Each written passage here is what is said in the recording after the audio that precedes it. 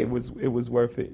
Just I was heading in a different direction, and just that freedom, and it turned out to be a great decision for me. It was a great decision for the company. They got some money, and great decision for me. Got a very successful album, The Blueprint 3, and which had Empire State of Mind on it. Was sold about 4 million singles itself, and which someday may become the anthem for New York. Yeah, actually, my first #1 record was as a solo artist. I had #1s as collaborate with collaborators, but my first #1 across the board album record came off that album. So it was like really good time for me, and I believe in everything aligning up. So I think it happened at that time for the right reason.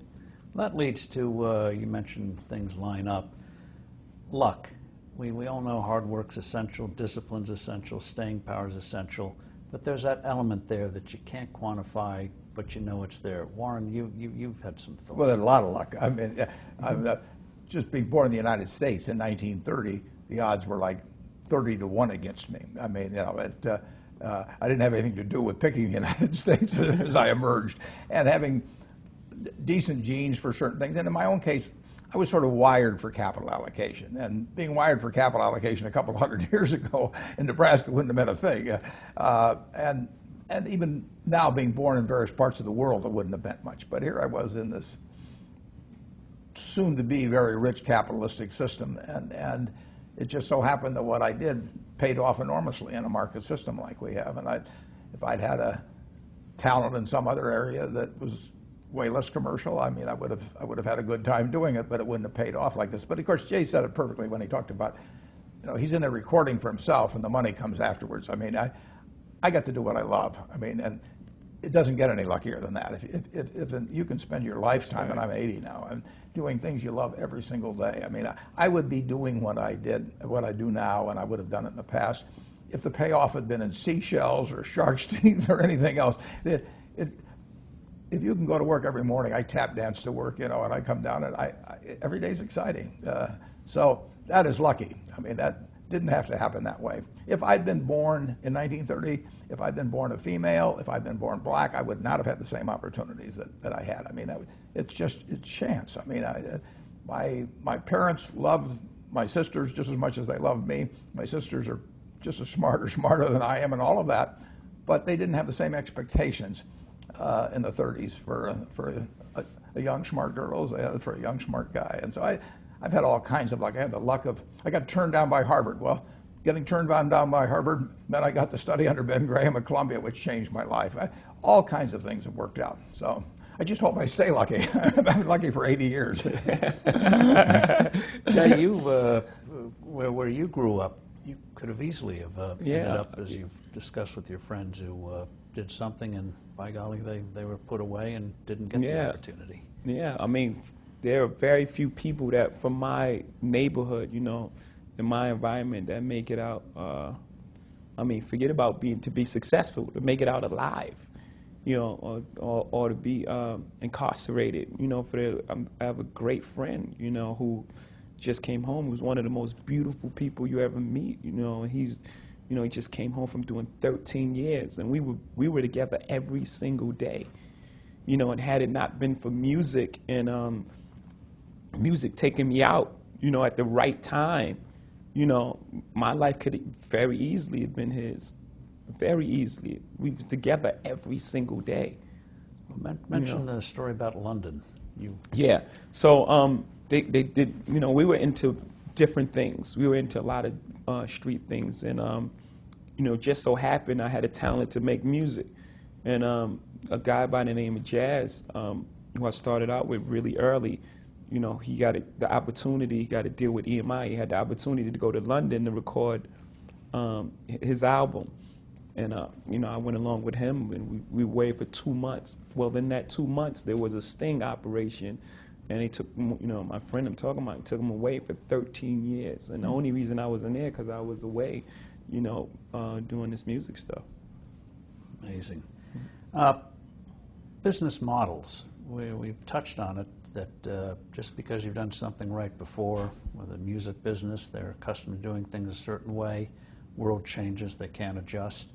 Warren, what advice do you have? You've seen it in the newspaper business. You made your name. Washington Post, Buffalo News. Right. Legalized monopoly. 30 IQ, you could put them in those businesses and they'd succeed. Yeah, right. and then now they're It happens. all crashing. It happens. I mean, street railways were big here almost 100 years ago. But I will say this about investing. Everything you do learn is cumulative. I mean, that doesn't mean that industries stay good forever or businesses stay good forever. But learning to think about business models, what I learned at 20 is useful to me now. What I learned at 25 is useful to me now. And so it's not a field that changes dramatically in terms of the underlying principles. It's like physics. I mean, there's underlying principles. Now they're doing all kinds of things with physics they weren't doing 50 years ago. But if you know if you got the principles, if you know what makes a good business, if you know what makes a good manager, if you know what makes a good product, and you learn that in one business, there is some transference to other businesses as you go along, and you learn what things you're not going to understand. I mean, knowing what to leave out is just as important as knowing what to focus on. And I don't think I can win every game. Somebody said, "How do you beat Bobby Fischer?" You play him any game except chess. So I don't play Bobby Fischer chess. And there's a lot of value to learning that over time and learning what you're good at and what you're not good at. And Jay, your business is like in the newspaper business. You yourself have said that record companies are anachronistic, that they lost it. They lost it with Napster. Explain how they did it and what you learned from it and how you think you can go forward and survive in an environment where what had been true for decades is no longer true. Yeah, I think that's a big thing about a business is recognizing change. The variables are not the same. There's a big thing called the internet, so it changes the landscape of everything. I think the consumption of music is at an all-time high, but as we see, the music business is down, so something has to be done there. It was a time in music where a hit solved everything. You just had a hit, it didn't matter what was going on. Get a hit, and it solved everyone's problem. Covered a lot of sins. That's no longer true, not today, and I think, just having that mentality for so long, I think the music business is still stuck in that place because,